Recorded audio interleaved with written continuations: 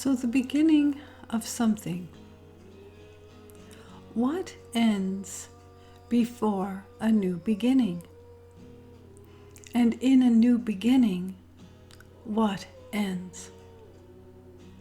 So many times in life, it feels as though there are beginnings and ends, beginnings and ends. And for a segment of time, it feels that all is just neutral, if you will. So many times change is upon one to end something, to begin something new. To start something new and have it end before one is ready for it to end or anticipating it to end. New beginnings, and we want to say new endings.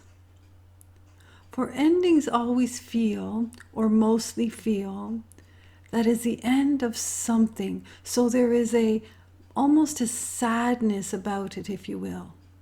And at times, the ending of something truly brings forth the greatest amounts of joy. And the beginning of something can be very frightening. The beginning of something can be expansive, overwhelmingly good, overwhelmingly anticipated for the arrival to begin something new. And all the while in the endings and the beginnings, all the while you are walking forward, creating something. We started the dialogue off with the topic of endings and beginnings, beginnings and endings. But we want to focus on the emotions that are held within to be expressed and experienced, and how anyone feels about any one thing would differ from person to person, individual to individual. So something that is ending for one may be euphoric, and the same something that is ending for another may be the depths of despair. So we will use the analogy marriage to divorce, or divorce to marriage. So along the journey of life is held the experience of life, the creation of your life and you creating life for you. And so much is created through the perceptions, through the senses of emotions. How do you wish to feel about any one thing? Now, all emotions are meant to be felt. All emotions are meant to be felt. It is the contrast of life. The ups, the downs, the highs, the lows, the victories, the blows, the contrast. One would not know happiness if they did not experience sorrow.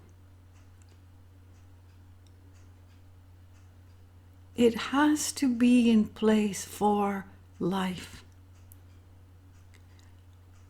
You have come to Mother Earth in all your beauty and glory, holding within you divine eternal light, holding within you all the emotions that are meant to be felt and experienced, holding within you the creation of what you desire and wish to create, holding within you free will to choose how you wish to feel, to choose what you wish to create. Ponder that. For so many feel shackled to life. so many feel burdened with the heaviness of life, and they do not feel the sense of freedom at all. So much responsibility, so much day in, day out. Just not feeling free. But we want to gently remind you that you are so free in your choice of how you wish to feel about any one thing. How do you wish to feel? For it is a choice. We speak on the foundation of love, compassion, kindness, forgiveness. And that branches off into many areas, and naturally gratitude and grace and joy. And we have shared in previous segments that compassion is a choice. Love is a choice, kindness is a choice, and forgiveness is most certainly a choice.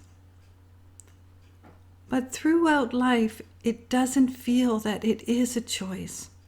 For when something is sad, it is sad, and naturally so. And something that brings joy to you, you would feel joyous, naturally so. But we are sharing that one may feel very joyous about one thing, say marriage to divorce. One may feel elated about the divorce, and another, the same situation, devastated about the divorce, and naturally so. All emotions are natural, so it's not about how you should feel in any situation. That would be absurd. It is truly up to you how you wish to feel about the situation. Now again, if it is sad, it would not feel like your authentic self to be happy or cover it up. How many cover up their emotions? You will say, "How are you today?" "Oh, I'm fine, thank you," is the reply. And you can feel their vibration that nothing is fine. You can see the pained look upon their face, and you know they are not speaking their truth when they tell you they are fine. It feels very false. It feels like it is covered up. So emotions are meant to be felt, and it would feel very appropriate to place the emotion with the event as a natural outcome. As a natural outcome. We speak about the scale, 1 to 10, 1 being the lowest, 10 being the highest. And we share that it is very fascinating that ones choose the level of the emotion by the scale. So let us take compassion.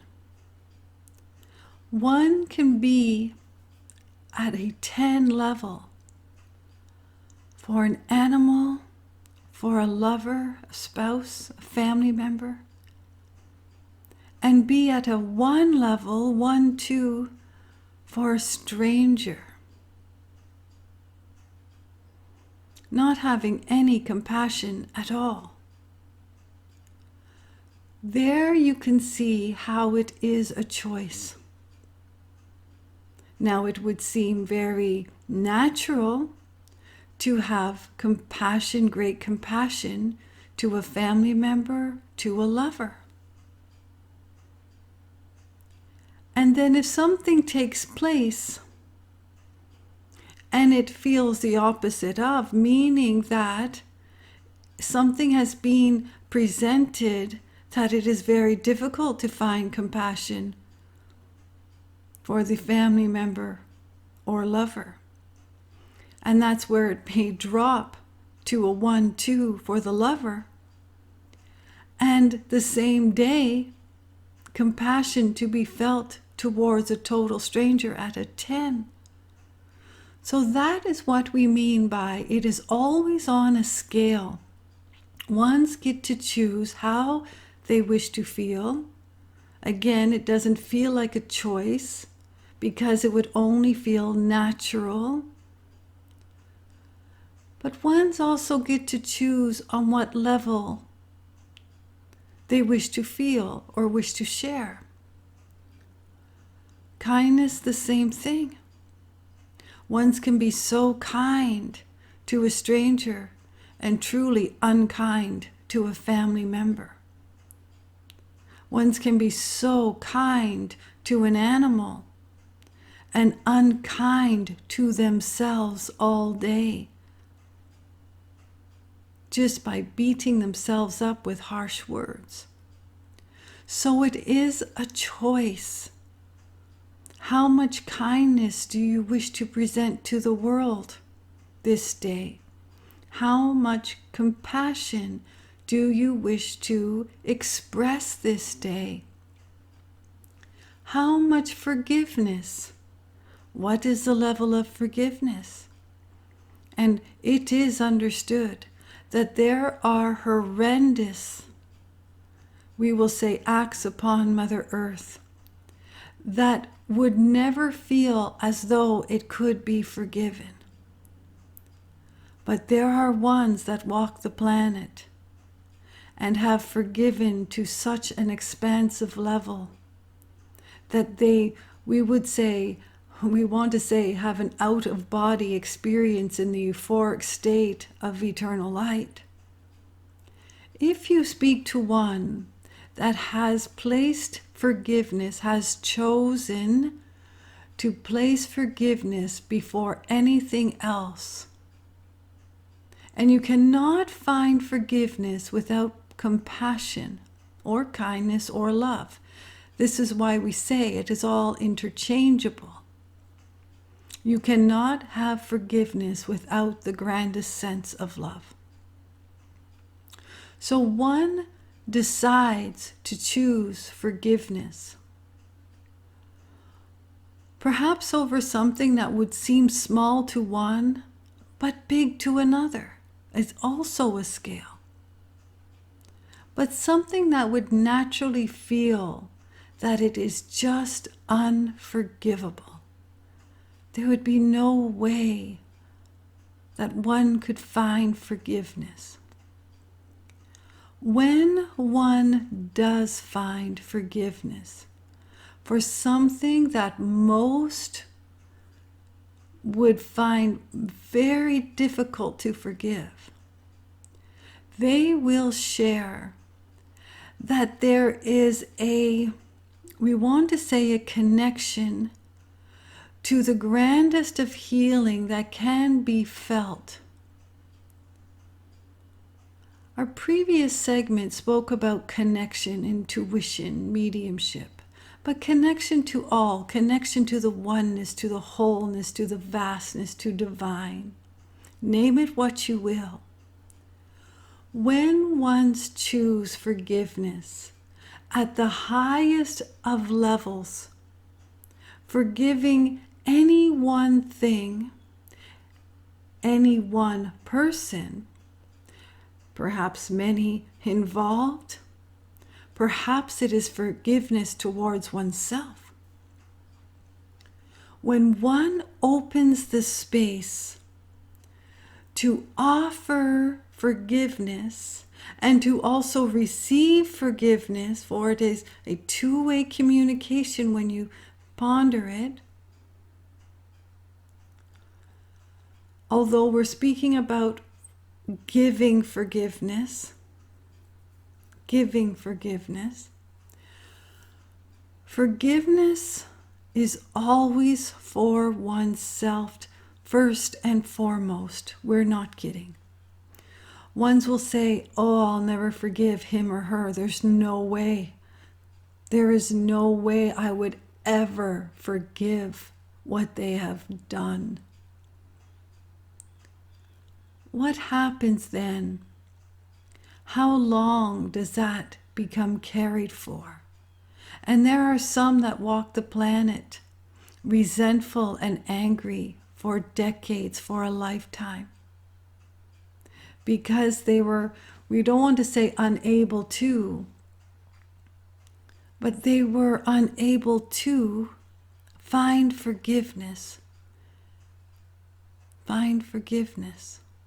And find, it's not even a search, it's held within. It is part of your divine eternal light that you've come to Mother Earth with.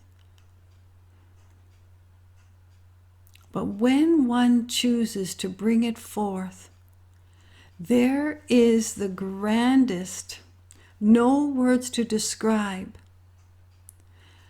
how we want to say the act of forgiveness, but the granting of forgiveness is a vibration on the highest of frequency that is the exact vibration of the oneness, of the wholeness, of the vastness, of divine, allowing a space for this deepest, most expansive connection, and one that has found the space to just forgive. They just forgave. They will tell you that it took them to their knees in gratitude and relief. The healing that takes place when one finds from within the understanding, the granting of forgiveness, the connection to the oneness is an exact vibrational match, which is the vibration of complete miracles. It is the most euphoric state that one would be able to experience in physical form. One of them, there are few. But finding complete, whole forgiveness, there is a healing component that is given and received, if you will, because the vibration is such a, we want to say, divine match. Forgiveness is always for oneself. Yes, it can be for the other or the others, whatever the situation is. But when ones can forgive, they relieve themselves of the pain they are carrying. They find relief in the burdens, the shackles of anger and resentment. It is all lifted, and one will say it was like it was lifted. The weight, the heaviness upon my shoulders, it was as though I was weightless. It was as though I could feel divine light through me, enter me, through me, embrace me, encompass me. You will hear ones speak in those words.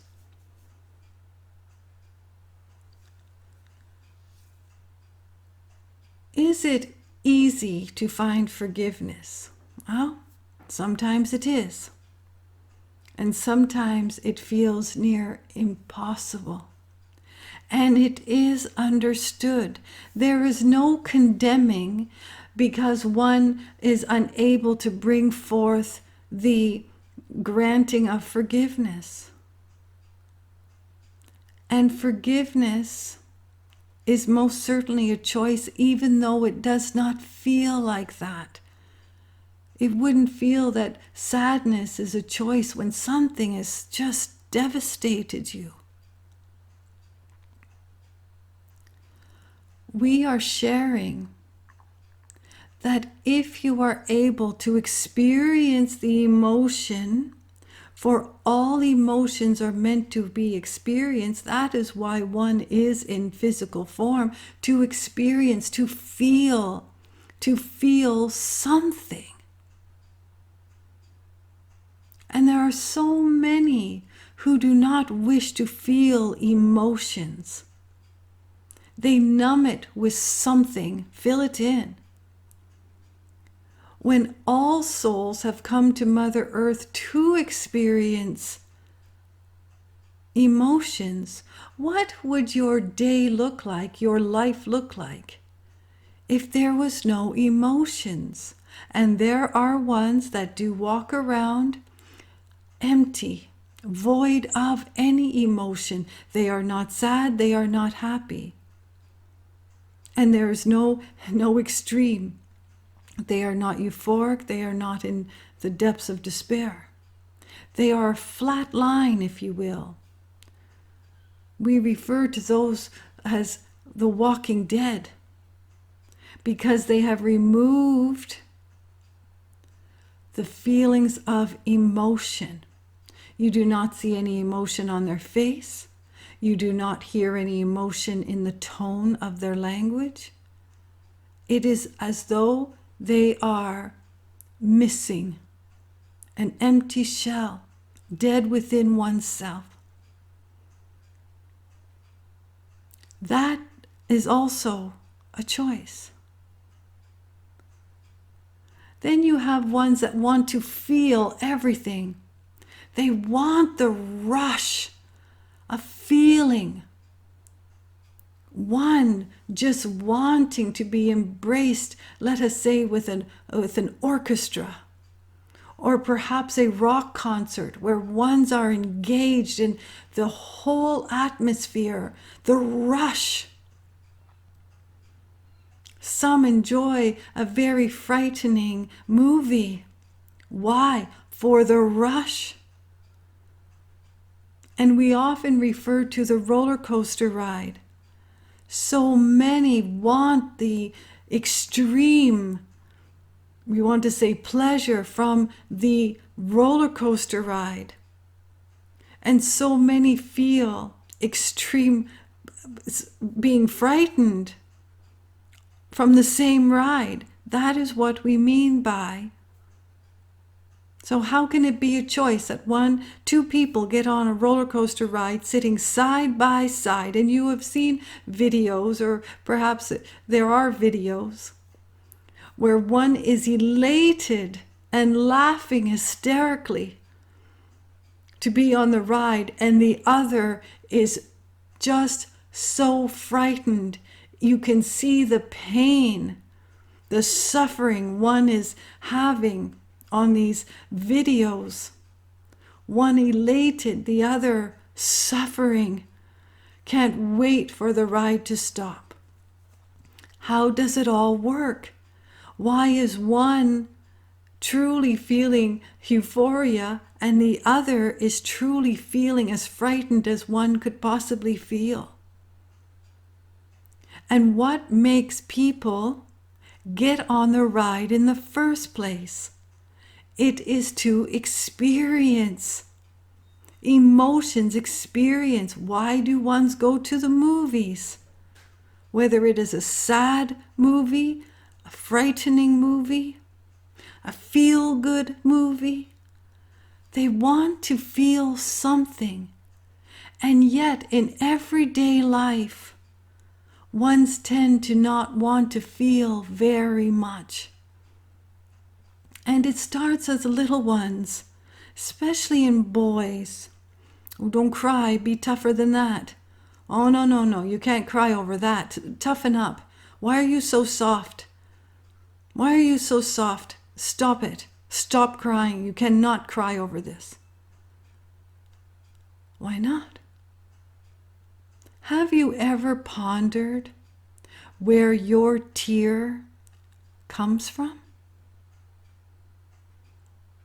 Have you ever pondered where your tear sits, if you will, before the release of? And have you pondered the miracle of your tear? For you can experience tears with the deepest of joy, happiness, and you can experience tears with the deepest of sorrow. Same tear. Where is it stored before you have the emotion to bring it forth? And are tears a choice? One can hold back. One can hold back and not shed a tear. And there are times where it would be impossible to hold back any tears. Isn't it fascinating? How does it all work? And if one's truly pondered emotion, and emotion itself, if you will, the emotion of happiness, the emotion of sadness, and all things in between, emotions, if one can really think about, ponder, feel, where does it come from? And how would one know to bring forth the emotion in the event or circumstance? So let us take a sad movie, or a movie that would touch hearts, if you will. One didn't touch their heart at all. They didn't find it emotional at all. They didn't shed a tear. And the one sitting beside them shed many. Same movie, same space and time, same sitting beside one another, and different reactions to different levels of emotions. Isn't it fascinating? Emotions are meant to be felt. Emotions that shackles ones to feeling upset are not meant to be carried for any length of time. And you couldn't even carry happiness and joy for any length of time, because life evolves. Something will present itself that will be sad. You're having an absolute fantastic day. You are on top of the world, unstoppable, feeling as grand as you could be. And you meet someone on the street, and they share something with you that would have a natural response of upset, of hurt, of sorrow. So you cannot remain happy every moment in time. It is all meant to be felt. The question that we would share for you to ask yourself is, how long do I wish to carry the emotion for? How long do I wish to be angry about this for? How long do I wish to be resentful? And some may choose a lifetime, and some may place it down as soon as they can, with the bringing forth of forgiveness, bringing forth kindness, bringing forth compassion, bringing forth love. It all ties in. We will continue our dialogues. And it is so fascinating, is it not? The miracle of who you are. Divine creation itself expressing itself as you, through you. Consciousness in its purest level held within you. Wisdom held within you. You are a magnificent being, part and piece of the whole. You are part and piece of the wholeness, of the vastness, of the oneness of creation. For you are creation, creating any moment in time. Really, really, really good. There is great love for you.